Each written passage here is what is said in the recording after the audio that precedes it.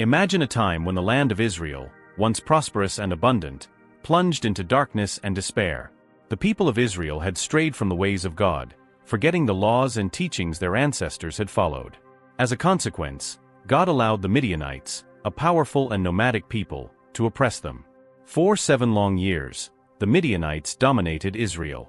They were not just common invaders. They came in hordes, like swarms of locusts covering the land. Riding swift camels, they crossed the desert and descended upon the Israelites' crops at harvest time. Imagine the frustration, after months of hard work sowing and tending the land, seeing everything destroyed in a matter of hours. The Midianites plundered the crops, stole the livestock, and devastated the fields. They left nothing behind that could sustain the people of Israel. Villages were abandoned, and people hid in caves and mountain fortresses to escape the fury of the invaders. Children asked their parents why this was happening, and with tears in their eyes, they didn't know how to respond. Hunger and poverty spread. The Israelites barely had anything to eat, and fear became a constant companion. Each day was a struggle for survival. The distant sound of camels and the trumpets of the Midianites made hearts race. No one was safe. There was nowhere to run. In this somber period, many began to reflect on their lives and choices.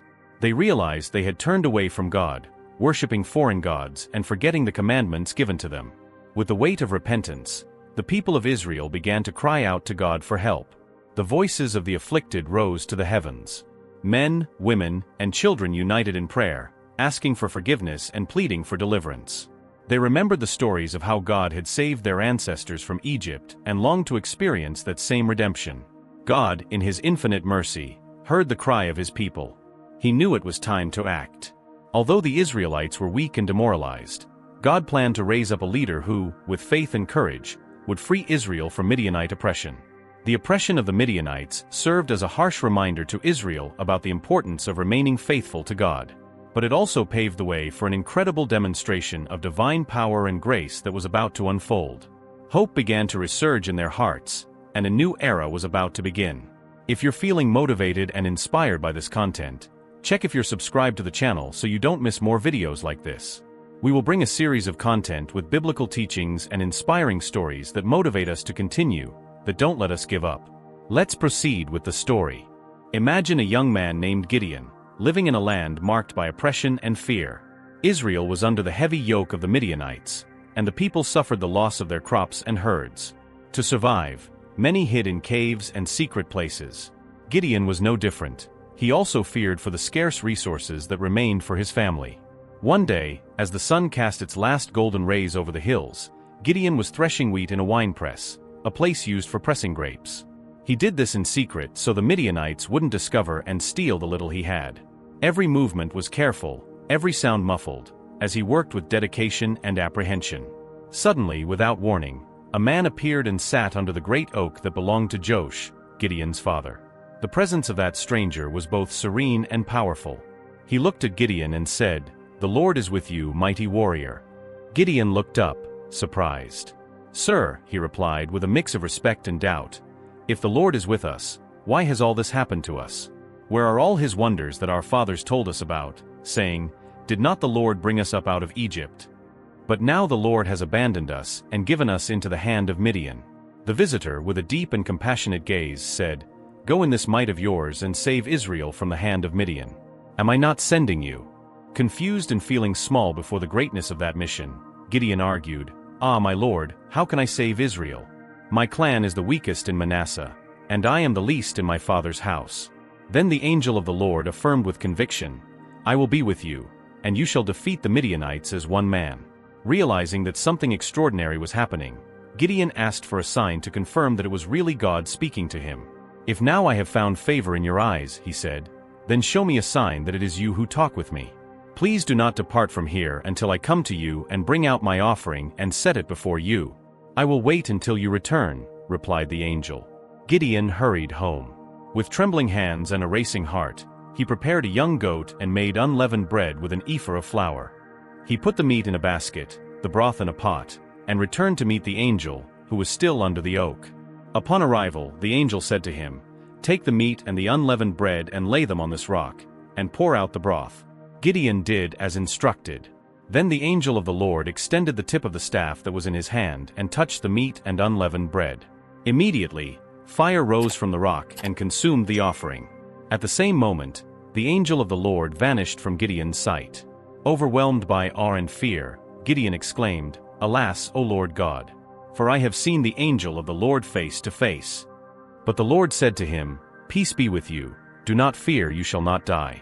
Relieved and deeply impacted, Gideon built an altar there to the Lord and called it, "The Lord is Peace." That encounter forever changed Gideon's life. From an ordinary man, full of doubts and insecurities, he was transformed into an instrument chosen by God to lead Israel's deliverance. From that day on, Gideon understood that he was not alone. Even feeling small and incapable, he had the promise of God's presence by his side. And with that assurance, he was ready to face unimaginable challenges and fulfill the purpose for which he was called. Do you feel any similarity between the moment you're living and the story told? Do you feel you're experiencing something similar? Tell us how you feel. If you need a prayer or help, share a story of overcoming to inspire us and give us strength not to give up. Comment if you want to help someone or need help. After the surprising call he received from God, Gideon still struggled with deep doubts. Although he had seen the angel of the Lord face to face and heard the divine promise that he would deliver Israel from the Midianites, he felt small before such a great mission. The oppression his people suffered was immense, and the idea of leading a revolt against such a powerful enemy seemed daunting. On a calm night, while the stars shone in the sky like small beacons of hope, Gideon sought a moment alone to talk with God. With a heavy heart and a mind full of questions, he said, "Lord, if you will save Israel by my hand, as you have promised, give me a sign so that I may be sure." Gideon thought of a specific test. He took a fleece of wool, soft and dense, and placed it on the threshing floor, where wheat is threshed. "If in the morning the dew is only on the fleece and all the ground around is dry," he said, "then I will know that you will save Israel by my hand, as you have promised." With this sincere prayer, he went to sleep. Imagine the anxiety that gripped Gideon that night. Would God respond? At dawn, with the sun peeking over the horizon and the first rays illuminating the land, Gideon rose quickly. He went to the threshing floor, and there was the fleece. Upon touching it, he realized it was soaked with dew. He squeezed the fleece, and enough water came out to fill a bowl. However, around it, the ground was completely dry, without a sign of moisture. Even in the face of this impressive sign, Gideon still felt a residue of doubt. Perhaps it was a natural phenomenon, he thought. With humility and a bit of apprehension, he addressed God again. "Do not be angry with me, Lord, but let me make just one more request. This time, let the fleece be dry and the ground around be covered with dew." Once again, he placed the fleece on the threshing floor and awaited the night to pass. Imagine the tension and expectation that must have been in Gideon's heart. When morning came, he ran to check. This time, the fleece was completely dry, while all the ground around was wet with dew, glistening under the morning light. This second sign removed any doubt that might still exist. Gideon now had the certainty that God was with him and had indeed chosen him to lead Israel against the Midianites. He felt a wave of courage and confidence flood his being. He was no longer the insecure young man hiding from enemies. Now, he was the instrument chosen by God to bring deliverance to his people. These signs with the fleece of wool were fundamental to strengthen Gideon's faith. God, in his patience and understanding, granted his requests, knowing the importance of confirming his will to the human heart. He did not rebuke Gideon for his need for confirmation, but gently responded, showing that he is willing to meet us where we are. With the certainty of divine presence, Gideon was ready to face any challenge. He knew that if God was for him, nothing could stop him. This confidence would be crucial in the events to follow, where faith and obedience would be tested to the maximum. The story of the signs with the fleece of wool teaches us about the importance of seeking God's will and trusting his guidance. Even when we feel inadequate or full of doubts, God is willing to guide us and confirm his plans for us. All we need to do is draw near to him with sincerity and open our hearts to his voice. Thus, with a firm heart and strengthened faith, Gideon advanced to fulfill the purpose that God had set before him. And the journey that would follow would be one of the most remarkable demonstrations of God's power, acting through someone who simply trusted and obeyed. After receiving clear signs from God with the fleece of wool, Gideon felt his faith strengthened. However, before facing the Midianites, there was a crucial issue that needed to be resolved within his own home. God had an immediate mission for him, something that would require courage not only against external enemies, but also before his own family and community. On a quiet night, while the stars shone intensely in the sky of Israel, the voice of God came to Gideon, saying, "Take your father's young bull, the second bull of 7 years old, and tear down the altar of Baal that your father has, and cut down the wooden image that is beside it. Then build an altar to the Lord your God on top of this rock in the proper arrangement. Take the second bull and offer a burnt sacrifice with the wood of the image which you shall cut down." Gideon knew that this task would not be easy. The worship of Baal had spread throughout Israel, and even his family had adopted this idolatry.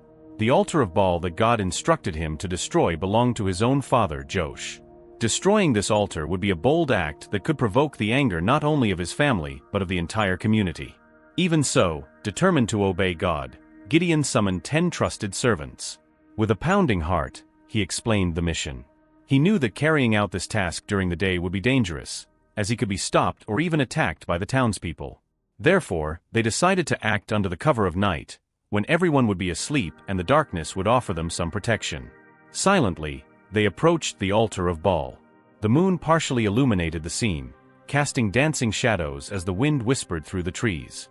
With tools in hand, they began to tear down the altar. The heavy stones fell to the ground with muffled sounds, while the wooden image, symbol of the goddess Asherah, was cut down and laid aside.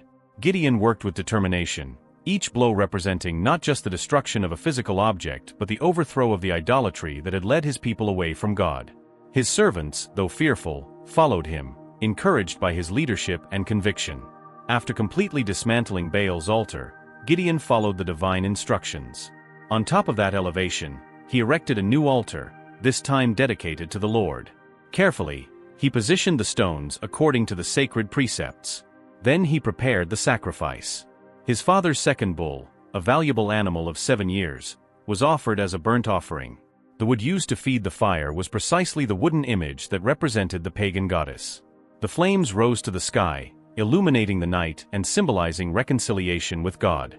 Gideon watched the fire consume the sacrifice, feeling a mixture of relief and apprehension. He knew he had done the right thing but was also aware of the consequences that would come in the morning. When the sun rose, the town's inhabitants awoke and went to their usual place of worship. Upon arrival, they were shocked by what they saw. Baal's altar was destroyed, the wooden image had been cut down, and a new altar dedicated to the Lord stood in its place with the remains of the sacrifice still smoldering. The commotion was immediate.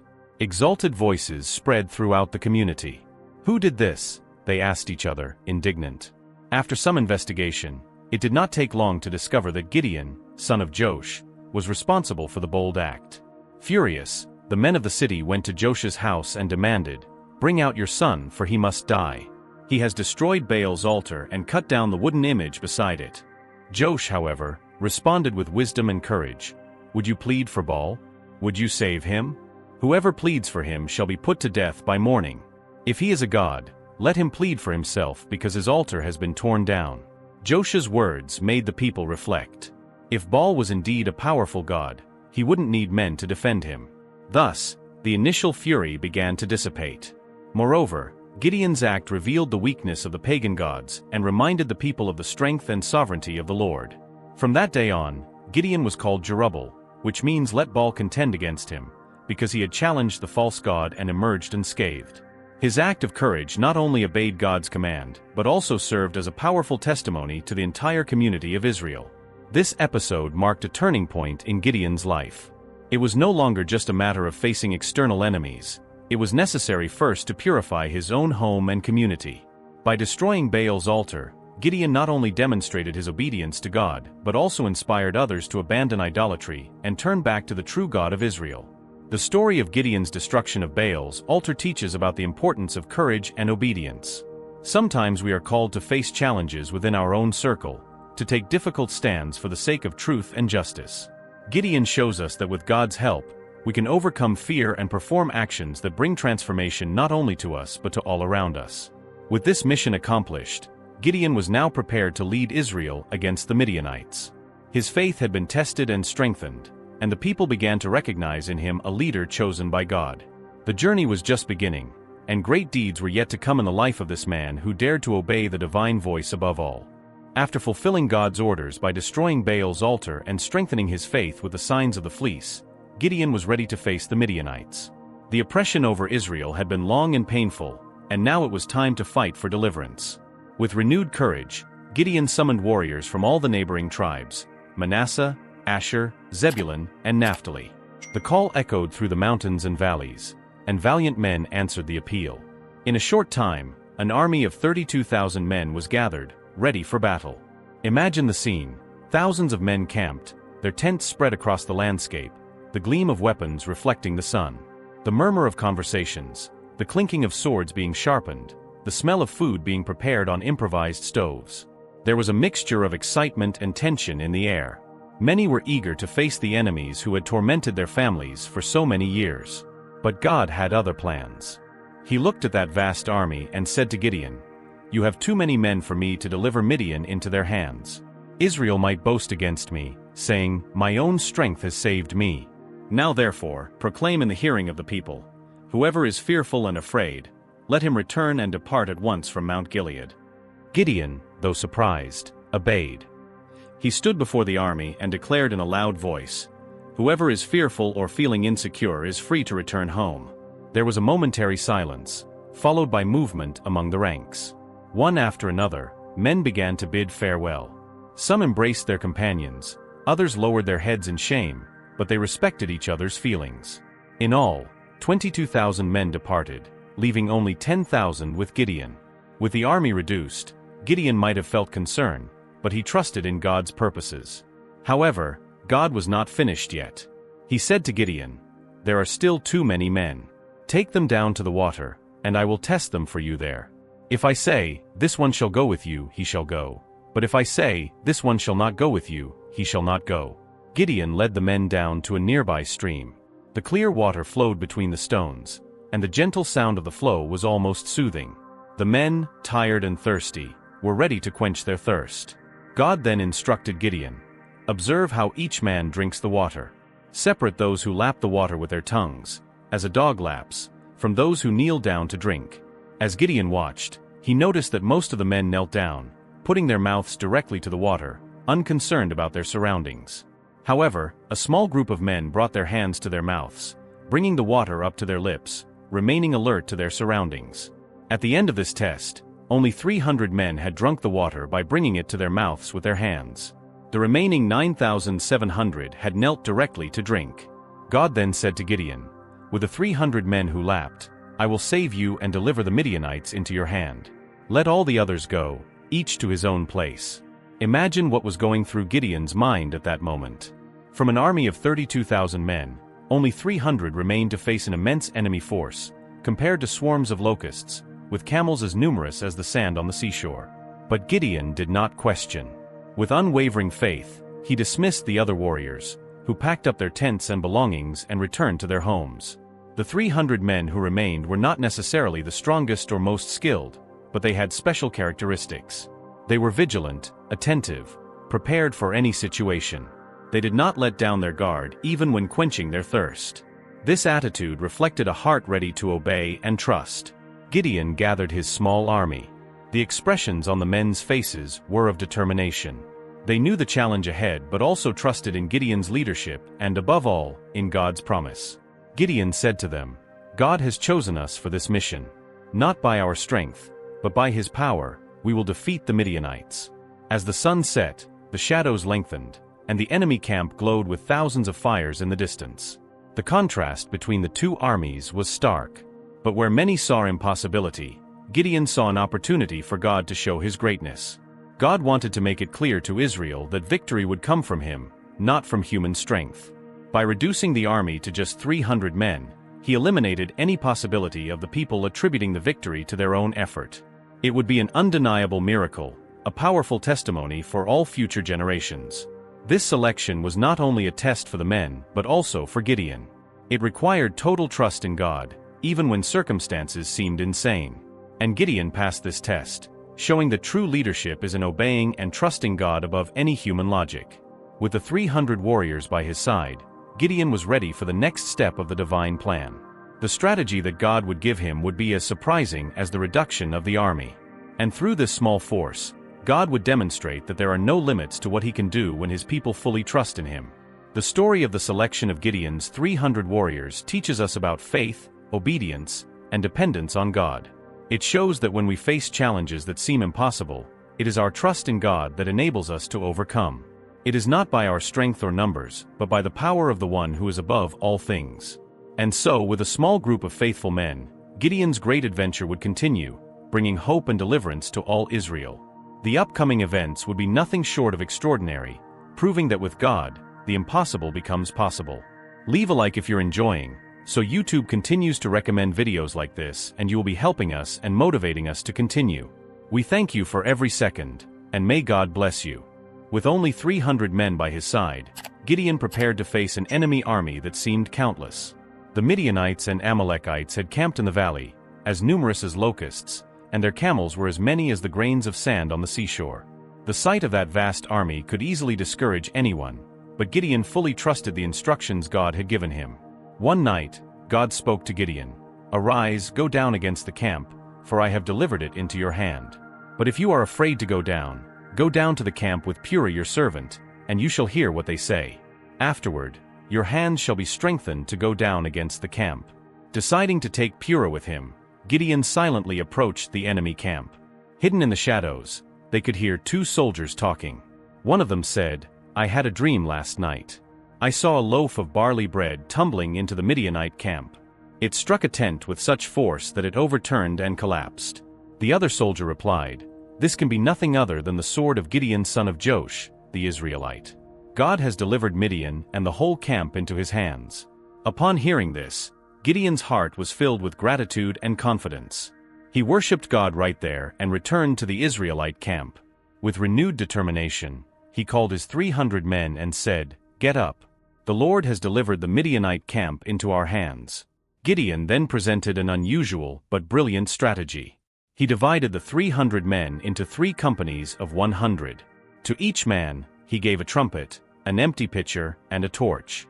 The torch would be placed inside the pitcher, hiding its light until the right moment. He instructed his men, "Watch me and do as I do. When I come to the edge of the camp, do exactly as I do. When I and all who are with me blow our trumpets, then you also blow yours on every side of the camp and shout, 'The sword of the Lord and of Gideon.'" As the night progressed and darkness enveloped the land, the 300 men positioned themselves around the Midianite camp. The silence was broken only by the distant sounds of enemy guards and the murmuring of the wind. The tension was palpable. Each man held his trumpet in one hand and the pitcher with a hidden torch in the other. At the agreed signal, Gideon and his men blew the trumpets with all their might. The piercing sound echoed through the mountains, waking the Midianites from their sleep. Then they broke the pitchers, revealing the torches that shone brightly in the darkness. The sudden explosion of lights around the camp, combined with the deafening sound of the trumpets, created the illusion that a huge army surrounded them. The Israelites shouted in unison, "The sword of the Lord and of Gideon." Chaos engulfed the enemy camp. The Midianites, confused and terrified, rushed out of their tents in disarray. In the darkness and confusion, they could not distinguish friend from foe. Gripped by panic, they began to wield their swords against their own comrades. Imagine the scene: soldiers running in all directions, trumpets sounding incessantly, torches illuminating the chaos, cries of fear and disorientation echoing in the night. Camels neighed and ran uncontrolled, increasing the confusion. Fear had spread like wildfire, and no leader could restore order. Gideon and his 300 men held their positions around the camp, blowing the trumpets and holding the torches. They did not even need to lift a sword against the enemy. God had sown panic among the Midianites, fulfilling his promise to deliver the enemy army into Gideon's hands. As the Midianites fled in disarray, Gideon sent messengers to the tribes of Ephraim, asking them to intercept the fugitives at the waters of the Jordan. The men of Ephraim responded to the call and captured 2 Midianite leaders, Oreb and Zeb, killing them and bringing their heads to Gideon. The victory was complete. The enemy army, which once seemed invincible, had been defeated by a small group of obedient and faith-filled men. Gideon's name became known throughout Israel, but he knew that the glory belonged to the Lord. After the battle, the people wanted to make Gideon their king. They said, "Rule over us, you, your son and your grandson, because you have saved us from the hand of Midian." But Gideon replied with humility, "I will not rule over you, nor will my son rule over you. The Lord will rule over you." Gideon's strategy was not based on military strength or superior numbers, but on obedience to God's instructions. This story shows us that when we trust God and follow His direction, even the most impossible obstacles can be overcome. The victory over the Midianites brought peace to Israel for 40 years during Gideon's days. It was a period of restoration and prosperity, where the people could live without the constant fear of enemy oppression.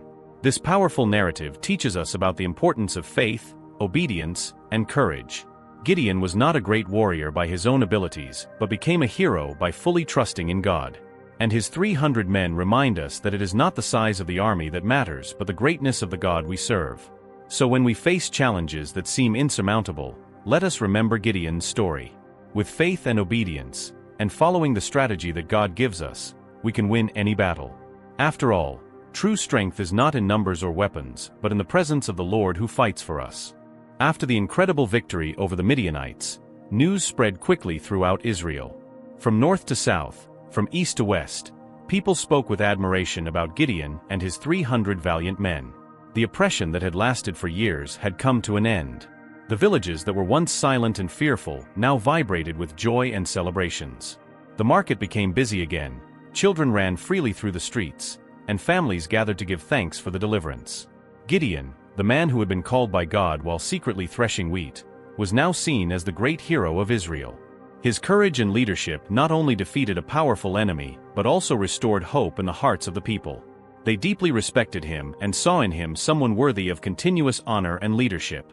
On a beautiful sunny day, representatives from various tribes gathered in Ophrah, Gideon's hometown. There were leaders, elders, warriors, and even common citizens. The atmosphere was full of expectation. Gideon, humble as always, came to meet them, curious to know the reason for such a large assembly. One of the elders spoke, his voice firm but full of respect. "Gideon, you have delivered us from the hand of the Midianites. You led us when we were lost and gave us courage when we were afraid. Therefore we, the people of Israel, have a request to make of you." Another leader added, "We want you to be our king.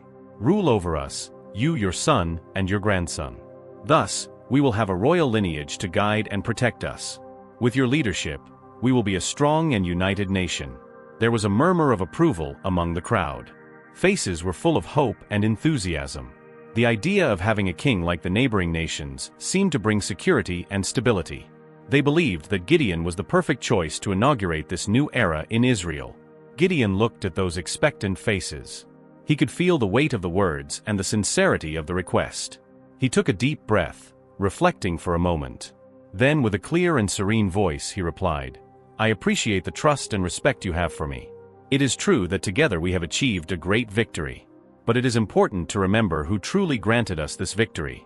There was profound silence as everyone awaited his next words. "I will not rule over you," Gideon continued, "nor will my son rule over you. The Lord is the one who will rule over Israel." Some in the crowd seemed surprised, others confused. A young warrior asked, "But Gideon, wouldn't it be better to have a visible leader, someone who can guide us in battles and decisions? Other nations have kings, and that gives them strength and direction." Gideon smiled gently and explained, "I understand your thoughts. But remember our history. It was God who brought us out of Egypt, who guided us through the desert, who gave us this land. Whenever we trusted in Him, we were protected and blessed. When we strayed, we faced difficulties. We do not need a human king to govern us. We need to trust in the Lord, our true King." One of the elders nodded slowly, realizing the wisdom in Gideon's words. "You are right," he said. "We must remember that it is God who sustains us." Another man, however, insisted, "But Gideon, could you at least lead us as a judge or governor? We need your wisdom and guidance." Gideon replied, "I will always be willing to help and advise as God allows me. But I will not take for myself a throne or crown. Our loyalty must be first to God. If we seek Him, He will guide us in all things." The crowd began to understand the depth of Gideon's message. His refusal was not a rejection of the people, but a reaffirmation that true security and prosperity come from trusting in God above all. To seal this moment, Gideon made a request to the people. "However, I have one request of you. That each of you give me an earring from your share of the plunder of the Midianites." At that time, it was customary for the Ishmaelites to wear gold earrings. The Israelites readily agreed and spread out a garment, on which each threw the earrings he had obtained. The total weight of the gold collected was significant. With this gold, Gideon made an ephod, a priestly garment that symbolized God's presence. He placed it in his city, Ophrah, as a memorial of the victory and God's faithfulness. However, over time, unfortunately, the people began to give the ephod an importance it should not have had, straying once again. Despite this, throughout Gideon's life, Israel enjoyed peace. He returned to his home and lived many years. He had many sons, and his family prospered.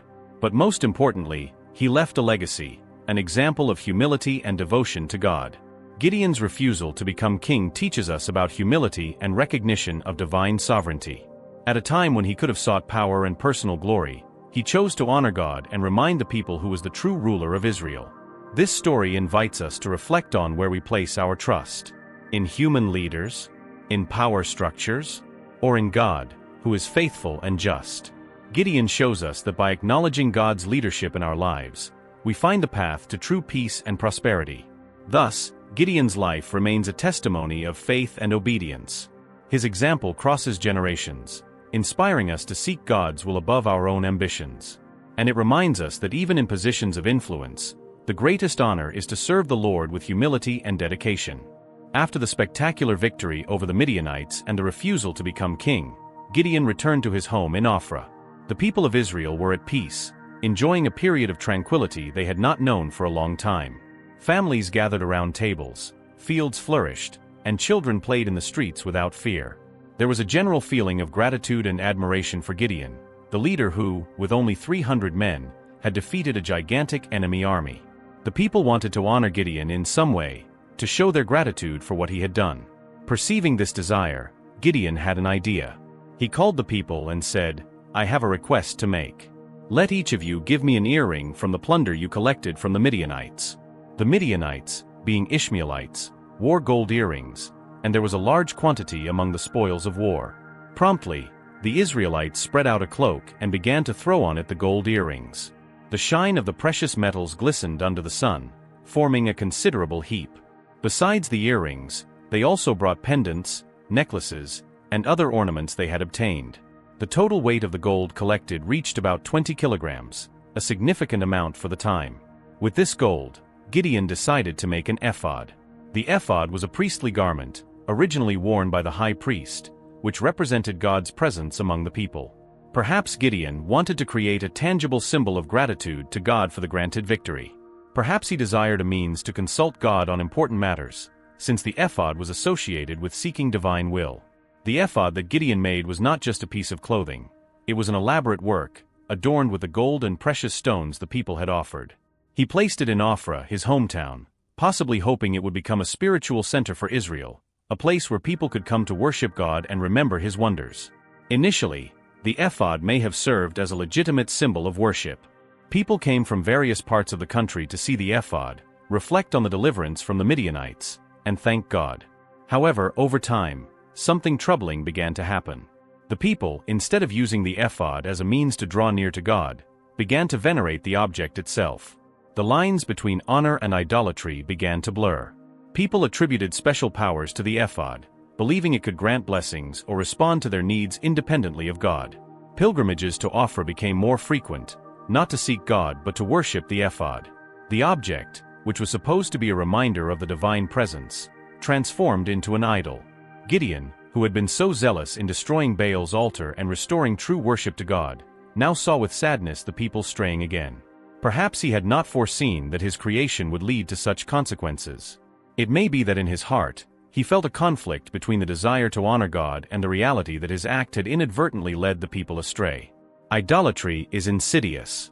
It begins subtly, with small concessions, and soon takes on larger proportions. The people of Israel, who had experienced God's salvation so powerfully, now found themselves entangled again in practices that drew them away from the Lord. The ephod became a snare, a trap that led Israel to sin. The spiritual consequences were profound.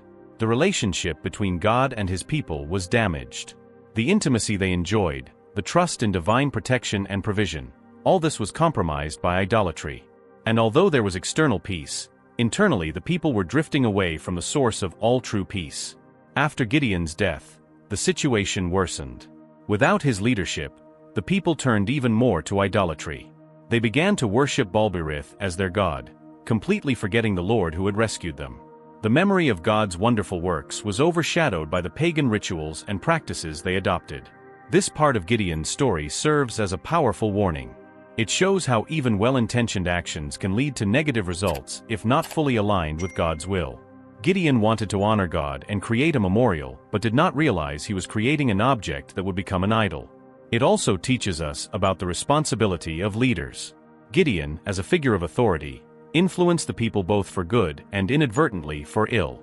His failure to foresee the consequences of the Ephod and to correct the people when they began to worship it contributed to Israel's spiritual deviation. For us today, this story is a reminder that we must be careful with what we place in our hearts. We can easily turn good things into idols if we do not keep our focus on God. Whether an object, a person, or an idea, nothing should take God's place in our lives. Gideon's creation of the Ephod and its tragic consequences show the importance of constantly seeking God's guidance and being vigilant against idolatry in any form. It is a call to reflect on our own lives. Are we placing something above God? Are we allowing good intentions to lead us away from true worship? Gideon was a great man of faith, used powerfully by God. But this part of his story reminds us that we are all susceptible to error and that we need to depend on divine wisdom in all our decisions. It is a lesson about humility, vigilance, and the need to always direct people's hearts to God, not to any substitute that might take his place. Thus, as we conclude Gideon's story, we are invited to learn from his successes and his mistakes, to trust God in all circumstances, to obey his word faithfully, and to avoid anything that might draw us away from him. Only then can we fully live out the purposes he has for us and avoid the snares that may arise along the way. Reflecting on Gideon's life, we realize that his story is full of valuable lessons that transcend time. Gideon was an ordinary man, full of doubts and insecurities, but who was called by God to an extraordinary mission. He shows us that no matter how insignificant we may feel, God can use us in powerful ways when we are willing to trust and obey. Gideon's journey teaches us about faith, courage, and humility. Even in the face of seemingly insurmountable challenges, he chose to believe in God's promises. His victory over the Midianites with only 300 men reminds us that with God by our side, no obstacle is too great. It is not the amount of resources we have, but the quality of our faith that makes the difference. However, Gideon's story also warns us about the dangers of distraction and idolatry. By creating the ephod of gold, although well-intentioned, he inadvertently led the people into spiritual deviation. This shows us the importance of keeping our focus on God and constantly seeking his guidance in all our actions. May we learn from Gideon's successes and mistakes. May we have the courage to face our fears, the faith to trust in God's plans, and the humility to recognize our limitations. And above all, may we keep our hearts turned to God, avoiding anything that might draw us away from him. Gideon's story is an invitation to reflect on our own path. Are we willing to hear God's call in our lives? Do we have the courage to tear down the altars that do not belong to him? Do we trust his direction even when the plan seems illogical to human eyes? Let us remember that God does not seek perfect people but willing hearts. Like Gideon, we can be instruments of transformation in our world. May his story inspire us to live with purpose, faith, and determination, knowing that when we place our trust in God, he can accomplish great things through us. Now is the time to apply these lessons in our lives. Whatever challenge we face, we can be sure that we are not alone. Like Gideon, we can say, "The Lord is with me." And with that certainty, move forward with confidence, knowing that victory comes from him. Thank you for watching until here, and don't forget to subscribe and activate the bell to see more content like this and stories of overcoming, motivating, and interesting. Until next time.